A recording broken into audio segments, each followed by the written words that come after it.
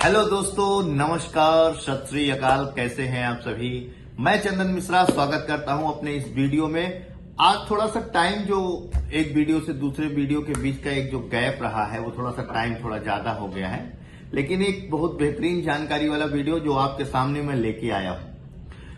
मित्रों, ये एक टॉपिक अक्सर हमारे जो है नए जो युवा जो प्रैक्टिस में आ रहे हैं, जो सीख रहे हैं, जो कुछ जानना चाहते हैं, या बहुत सारे हमारे व्यवसायी जो भाई हैं, मित्र हैं, उनको नए बिजनेस शुरू करने के लिए, नया कोई स्टार्टअप करने के लिए बहुत सारी कंफ्यूजन सी होती है कि हम अपने बिजनेस का रजिस्ट्रेशन हम किस एक्ट में कराएं, हम कैसे अपना बिजनेस शुरू करें, उसको लीगलाइज कैसे करें, ये एक कंफ्यूजन होती है।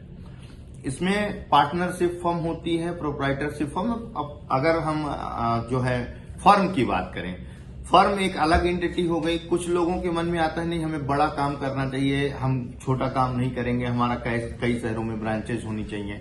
तो कुछ के दिमाग में आता नहीं, हमको कंपनी बना लेनी चाहिए। तो फिर सोचते हैं अरे कंपनी बना लेंगे तो कहीं ऐसा ना हो कि हमको बहुत ज्यादा जो है टैक्स देना पड़े, ये सारी चीजें।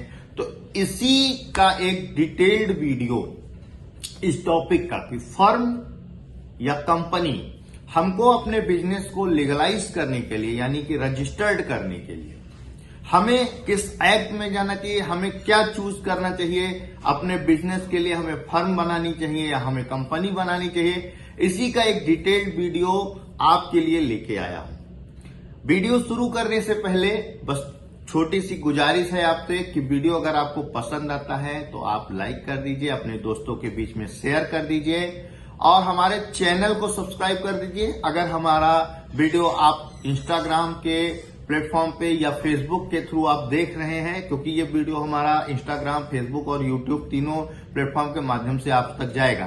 तो जिस भी आप प्लेटफॉर्म पे ये वीडियो हमारा देख रहे हैं वहां पे आप फॉलो कर लीजिए, सब्सक्राइब कर लीजिए, और YouTube पे देख रहे हैं तो बेल आइकन जरूर प्रेस कर दीजिए ताकि जो भी मैं वीडियो अपलोड करता हूं, क्योंकि आगे चल के जो कमिंग डेज हैं इसमें एक सीरीज शुरू करेंगे हम, जिसमें कंपनी से रिलेटेड, अकाउंट से रिलेटेड, टैक्स से रिलेटेड, वो सारी चीजें एक एक वीडियो आप तक मैं पहुंचाने का पूरा प्रयास करूंगा। तो अगर आप फॉलो कर लेते हैं, सब्सक्राइब कर लेते हैं, तो आप तक वीडियो ये पहुंचा करेगा और आप नई नई चीजें सीखेंगे, जिससे आप स्किल्ड होंगे, आप अच्छे विद्वान बनेंगे, अच्छी प्रैक्टिस कर सकते हैं और फ्यूचर में आप अच्छा पैसा कमा सकते हैं। तो चलिए शुरू करते हैं। इन पे देख रहे हैं फर्म और कंपनी में विस्तृत अंतर क्या है, detail difference firm oblique company. ये मैंने चार्ट के माध्यम से आप लोगों को ये समझाने की कोशिश की है। इससे आगे हम बढ़ते हैं और थोड़ी सी आपको इस जानकारी और देते हैं। गठन, यानी कि हम जब भी बिजनेस अपना स्टार्ट करते हैं तो स्टार्ट करने से पहले एक दिमाग में आता है कि हमें किस टाइप का रजिस्ट्रेशन अपने बिजनेस के लिए लेना चाहिए। तो उसमें गठन अगर देखा जाए, यानी फॉर्मेशन अगर देखा जाए, जिसमें ऊपर ये लिखा हो फर्म पार्टनरशिप एलएलपी। एलएलपी का मतलब होता है मित्रों लिमिटेड लायबिलिटी पार्टनरशिप, यानी कि दो पार्टनर्स के माध्यम से एक ऐसी जो है फर्म बनाई जाए जिसकी लिमिटेड लायबिलिटी हो। तो ये चीज़ ध्यान रखिएगा। फर्म और पार्टनरशिप क्या है? पार्टनरशिप का मतलब कि दो पार्टनर्स मिलके एक कोई फर्म का गठन कर सकते हैं, एक लीगल एंटिटी बना सकते हैं जिसके माध्यम से वो बिजनेस कर सकते हैं। फर्म प्रोप्राइटरशिप की भी होती है, यानी एकल संचालन की होती है, यानी एक कोई व्यक्ति हो वो भी फर्म बना सकता है जो प्रोप्राइटरशिप में फर्म होती है। इसमें जो पहला पॉइंट है पार्टनरशिप फर्म केवल पार्टनरशिप डीड से भी बन सकती है, रजिस्ट्रेशन वैकल्पिक है। मतलब इसका ये हो गया कि हम एक जो है दो पार्टनर्स ऐसे हो गए जिनके शेयर जो है का प्रॉफिट शेयर्स निर्धारित हो गए कि हमें कितना प्रॉफिट चाहिए, उनका एक पर्टिकुलर एक जो बाइलाज है जो इन्होंने सोचा है फर्म में काम करने के लिए, वो चीज़ें एक डीड के माध्यम से यानी ड्राफ्टिंग हो गई और उसकी नोटरी हो गई, और फिर उसको हम जो है पैन कार्ड अपना अप्लाई करके, जिस फर्म का नाम मतलब जो फर्म के नाम से हमने डीड बनाई है, तो वो पैन कार्ड अप्लाई करके एक जो है हम पैन कार्ड प्राप्त कर लेंगे और हमारी फर्म तैयार हो जाएगी। ये रजिस्ट्रेशन इसका वैकल्पिक इसलिए लिखा हुआ है कि एक जो है फर्म जो रजिस्ट्रार ऑफिस से जो रजिस्टर्ड फर्म बनाई जाती है, जिसमें डीड तो बनती ही बनती है, बाकी चिट फंड जो भी आपके मंडल के जो भी कार्यालय होते हैं उस मंडल कार्यालय से आप जो है chit and registrar firm society act जो ऑफिस होती है वहाँ से हम अपनी फर्म को रजिस्टर्ड कर सकते हैं। एक माध्यम ये हो गया। तो इसमें ये ज़रूरी नहीं है कि आप उसको रजिस्ट्रेशन कराएं ही कराएं, आप जो पार्टनरशिप डीड बना के नोटरी करा के और पैन कार्ड अप्लाई कर लीजिए, इससे फर्म आपकी पार्टनरशिप बन गई।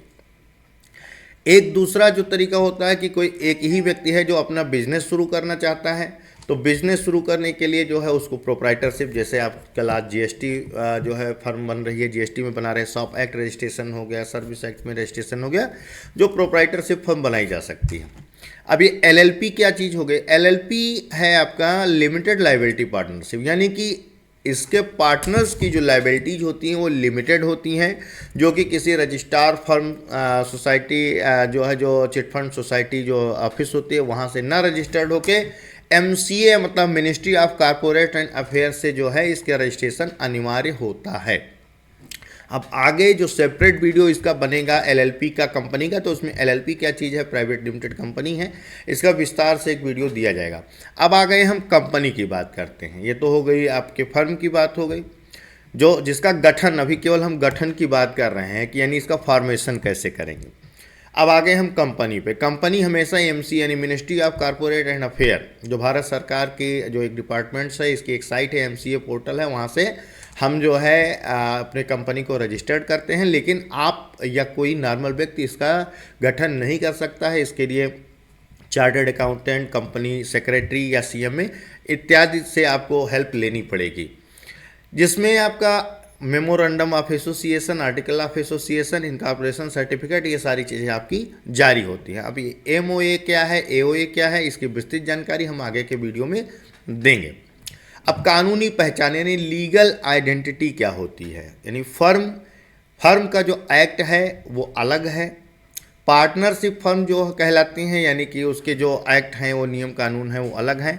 अगर कोई केस होता है, मान लीजिए मतलब कोई आप फर्म चला रहे हैं, समझने वाली बात यह है कि कोई आप फर्म है, चाहे प्रोप्राइटरशिप फर्म है या आप पार्टनरशिप फर्म है। पार्टनरशिप फर्म में 2 सदस्य कम से कम होने चाहिए, 2 लोगों ने मिलकर कोई फर्म बनाई और उस फर्म पे अगर कोई मुकदमा हो गया, कोई कानूनी कार्यवाही हो गई, तो उस कानूनी कार्यवाही पे फर्म पे कार्यवाही ना होके उसके जो पार्टनर्स होंगे, उसके जो प्रोप्राइटर्स होंगे, उनके ऊपर कानूनी कार्यवाही होगी। यह एक लीगल जो है इसकी जो है एक इसका ड्रॉबैक भी कह सकते हैं कि ये लीगल ड्रॉबैक है। बाकी जो भी लाइबिलिटीज़ होती हैं फर्म यानी किसी उसमें लोन ले लिया किसी बैंक से, या फर्म के माध्यम से कोई फ्रॉड हो गया, कोई ज़मीन आजकल जो है रियल इस्टेट वाले फर्म बना के ज़मीन का खरीद फरोख्त करते हैं, अगर उसमें कोई फ्रॉड हो गया तो उसके जो पार्टनर्स या प्रोप्राइटर्स होते हैं सीधी कार्यवाही जो है उनके ऊपर की जाएगी। अब रही बात कंपनी की। कंपनी में क्या है, कंपनी एक अलग कानूनी व्यक्ति है, यानी सेपरेट लीगल एंटिटी है, इसको आर्टिफिशियल पर्सन भी कह सकते हैं। कंपनी चलाने के लिए जो है डायरेक्टर्स होते हैं और उनके मेंबर्स क्या होते हैं, शेयर होल्डर्स कहे जाते हैं। यानी कि अगर कोई कानूनी कार्यवाही किसी कंपनी के ऊपर हो, कोई प्राइवेट लिमिटेड या पब्लिक लिमिटेड कंपनी या कोई भी कंपनी है जो कोई काम कर रही है, यानी कि अगर रियल इस्टेट का काम कर रही है या किसी ट्रेडिंग का काम कर रही है, मैन्युफैक्चरिंग का काम कर रही है और उसके ऊपर कोई कानूनी कार्यवाही, कोई मुकदमा हो जाता है, तो उसके डायरेक्टर्स के ऊपर कोई कार्यवाही नहीं होती है, कुछ केसों को छोड़ के। मान लीजिए डायरेक्टर ने किसी को कंपनी के लिए पैसा लिया और कंपनी जो है मान लीजिए कि इन्वेस्टमेंट के तौर पे पैसा ले और गारंटी के तौर पे डायरेक्टर ने क्या किया कि अपने चेक दे दिए, अपने पर्सनल सेविंग्स अकाउंट के चेक दे दिए, तो ऐसे केसेस में डायरेक्टर्स के ऊपर कार्यवाही होती है। या डायरेक्टर किसी चीज़ में कंपनी से उनके नियम कानून से अलग हट के अगर कोई काम करने लगे, कहीं साइन करने लगे, कुछ ऐसा लीगल पेपर उन्होंने दिया है किसी भी मेंबर्स को या शेयर होल्डर्स को या अपने इन्वेस्टर्स को, तो उनके ऊपर कार्यवाही की जा सकती है। अन्यथा कंपनी एक जो सेपरेट लीगल आइडेंटिटी है, तो इससे क्या होगा कि इस जो कंपनी है, कंपनी के ऊपर ही मुकदमा होता है और कंपनी वो मुकदमा लड़ती है, क्योंकि ये सेपरेट लीगल एंटिटी एक आर्टिफिशियल पर्सन है। अब अगला पॉइंट क्या है, सदस्यों की संख्या, यानी कि मेंबर्स कितने हो सकते हैं। पार्टनरशिप फर्म है या प्रोप्राइटरशिप फर्म है, जिसमें पहला पॉइंट है फर्म। तो फर्म मतलब एक सिंगल पर्सन हो सकता है जो प्रोप्राइटरशिप फर्म बनाएगा। अगर सिंगल पर्सन नहीं है, कई सारे दोस्त हैं, मित्र हैं, वो मिलकर बनाना चाहते हैं, एक फर्म कोई बनाना चाहते हैं, तो कम से कम 2 लोग होने चाहिए और अधिकतम 20 लोग होने चाहिए। यानी 20 लोगों से ज़्यादा कोई पार्टनर्स नहीं हो सकते पार्टनरशिप फर्म में। अगर यही चीज़ आप एलएलपी बना रहे हैं, अब एलएलपी और पार्टनरशिप फर्म में थोड़ा सा मैं अंतर बताते चलो, इसको समझ लीजिए।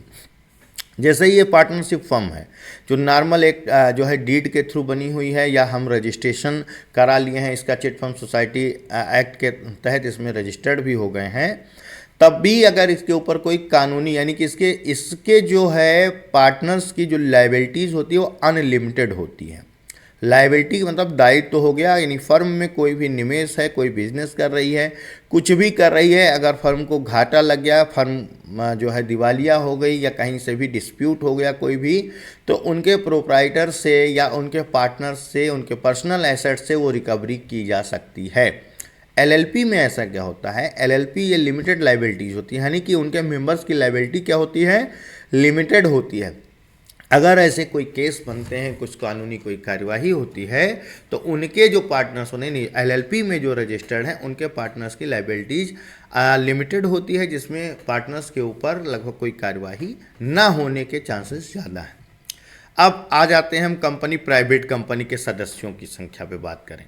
हाँ, ये थोड़ा सा एक पॉइंट यह है, एलएलपी में कितने मेंबर्स हो सकते हैं, मिनिमम 2 हो सकते हैं और मैक्सिमम की लिमिट नहीं होती, क्योंकि एमसीए पोर्टल पे रजिस्टर्ड होती है। इसके नियम कानून थोड़ा बहुत आपके मिनिस्ट्री ऑफ कॉर्पोरेट्स अफेयर्स के जो प्राइवेट लिमिटेड कंपनी के लिए भी जो भी हैं, ऐसे ही नियम कानून इनके लिए भी अप्लाई होते हैं। अब हम बात करते हैं कि कंपनी में कितने सदस्य हो सकते हैं। प्राइवेट कंपनी अगर है तो कम से कम 2 सदस्य हो सकते हैं, अधिकतम 200 हो सकते हैं। अगर पब्लिक कंपनी है तो पब्लिक कंपनी में कम से कम 7 सदस्य होने चाहिए और अपर लिमिट कोई लिमिट नहीं, कितने भी सदस्य इसमें मेंबर लिए जा सकते हैं। मित्रों, एक कंपनी और भी होती है जिसको ओपीसी कंपनी बोलते हैं, 1 पर्सन कंपनी बोलते हैं। वो 2009 के बाद आई थी जो है एक्ट में, लेकिन उसमें क्या है कि कोई एक व्यक्ति है, अगर वो अपनी कंपनी चलाना चाहता है, बनाना चाहता है, तो वो भी अपनी कंपनी बना सकता है, जिसको 1 पर्सन कंपनी बोलते हैं। तो इस प्रकार से हमने सदस्यों की संख्या पढ़ ली, ये क्लियर है, ओके। अब जिम्मेदारियां यानी लायबिलिटीज़ क्या हैं।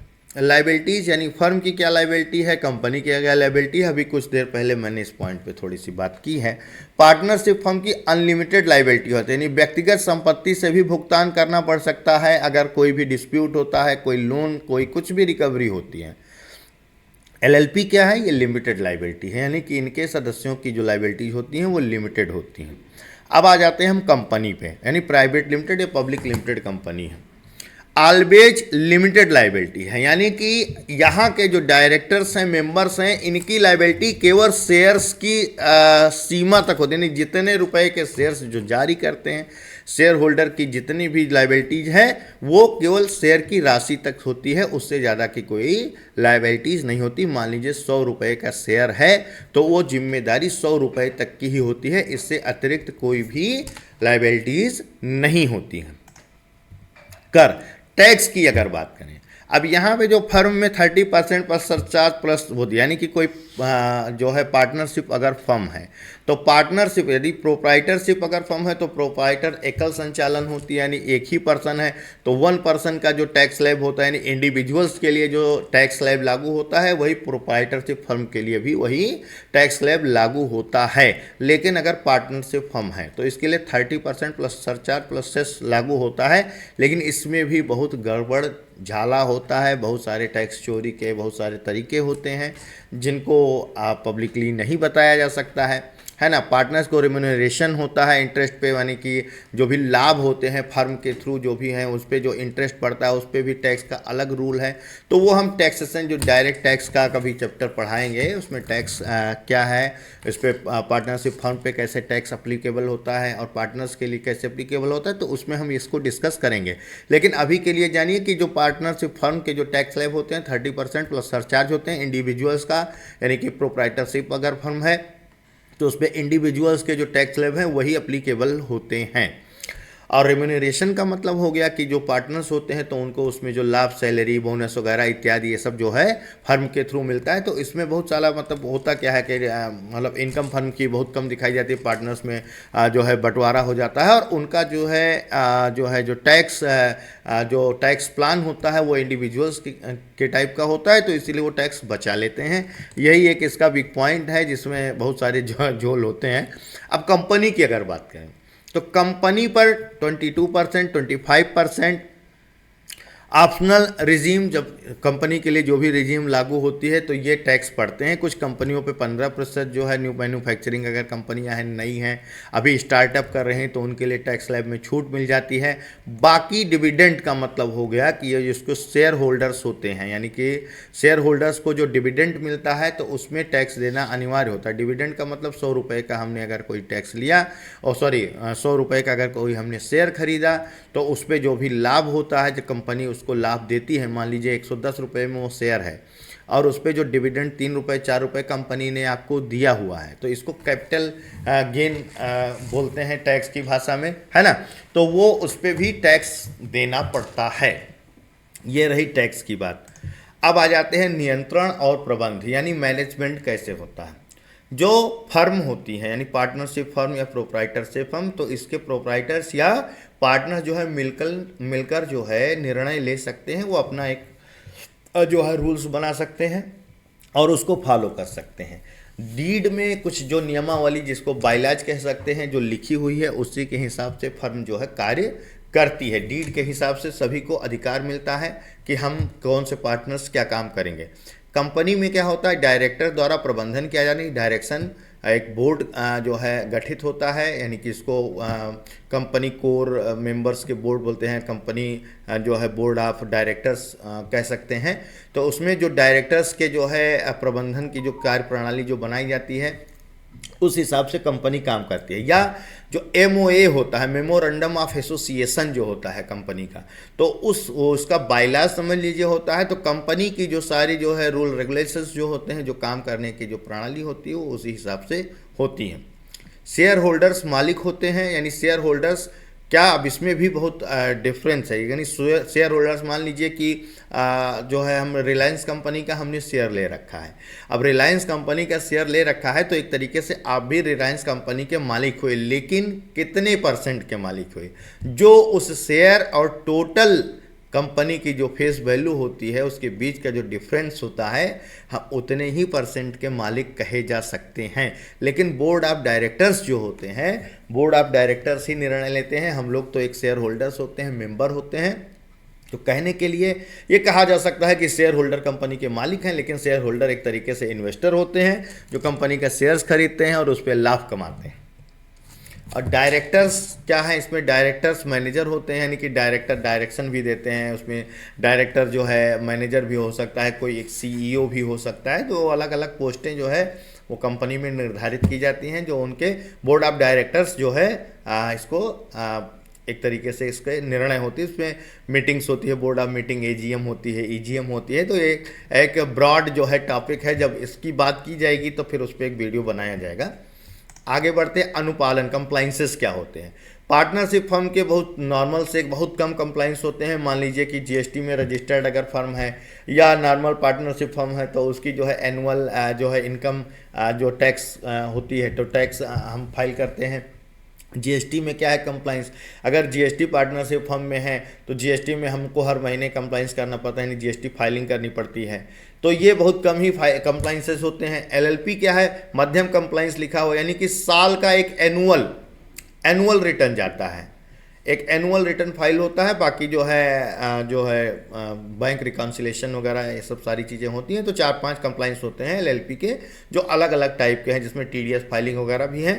तो 4-5 फाइलिंग है। इस पर एक सेपरेट वीडियो के माध्यम से कौन कौन से कंप्लाइंसेस होते हैं एक मतलब डिटेल्ड हम इसमें बात करेंगे। लेकिन पार्टनरशिप फर्म में बात करें तो पार्टनरशिप फर्म का एक एनुअल जो टैक्स जो है होता है 31 जुलाई, 31 जो है अगस्त हो सकता है, जो भी है, तो उसमें हम अपना टैक्स फाइल करते हैं।